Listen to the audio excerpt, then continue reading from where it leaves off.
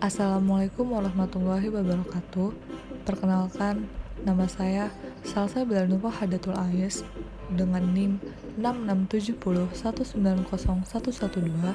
Di sini saya akan menjelaskan mengenai politik luar negeri Republik Indonesia pada masa Soekarno.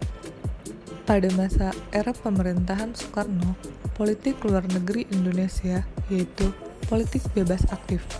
Sistem pemerintahan Indonesia pun berganti dari demokrasi liberal menjadi demokrasi terpimpin.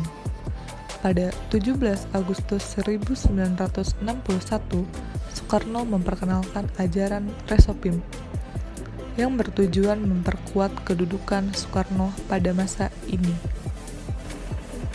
Selanjutnya, Soekarno juga mengeluarkan gagasan Nasakom, yaitu nasionalis, agama, dan komunis dengan tujuan untuk menyatukan tiga pilar kekuatan politik pada masa itu.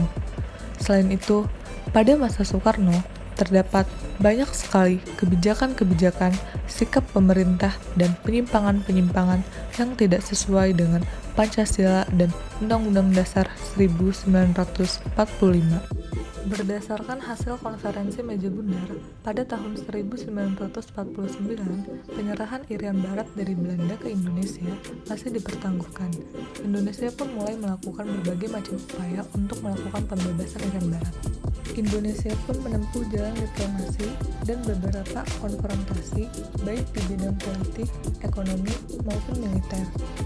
Selain itu, Indonesia juga mengajukan pemasangan ini ke Forum Perserikatan Bangsa-Bangsa.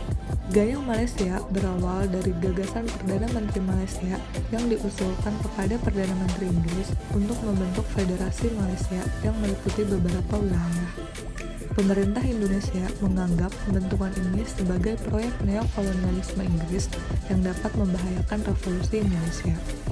Konferensi Mapelindo pun dibentuk dan dilaksanakan di Filipina pada 31 Juli sampai 5 Agustus 1963 dan menghasilkan 3 dokumen penting.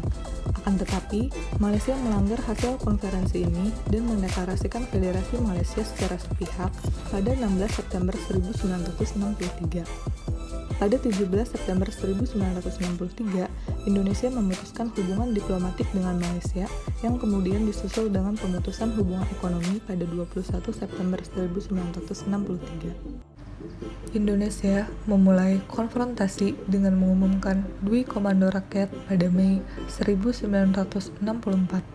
Dwi Kora ini dikenal dengan istilah Ganyang Malaysia. Presiden Soekarno membentuk dua komando yang bertugas untuk mempertahankan kedaulatan Indonesia.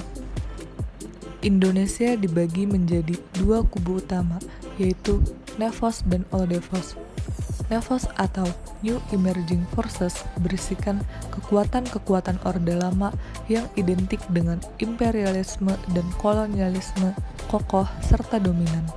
Sedangkan OLDEVOS atau Old Established Forces berisikan negara-negara progresif yang bertolak belakang dengan kubu OLDEVOS. Poros Jakarta-Peking atau Jakarta, Pyongyang, Hanoi, Peking merupakan kumpulan negara-negara komunis yang menjalin kerjasama di dalam berbagai bidang dengan Indonesia. Poros tersebut terbentuk sebagai akibat dari konfrontasi antara Indonesia dengan Malaysia. Sekian penjelasan dari saya, kurang lebihnya mohon maaf. Terima kasih atas perhatiannya.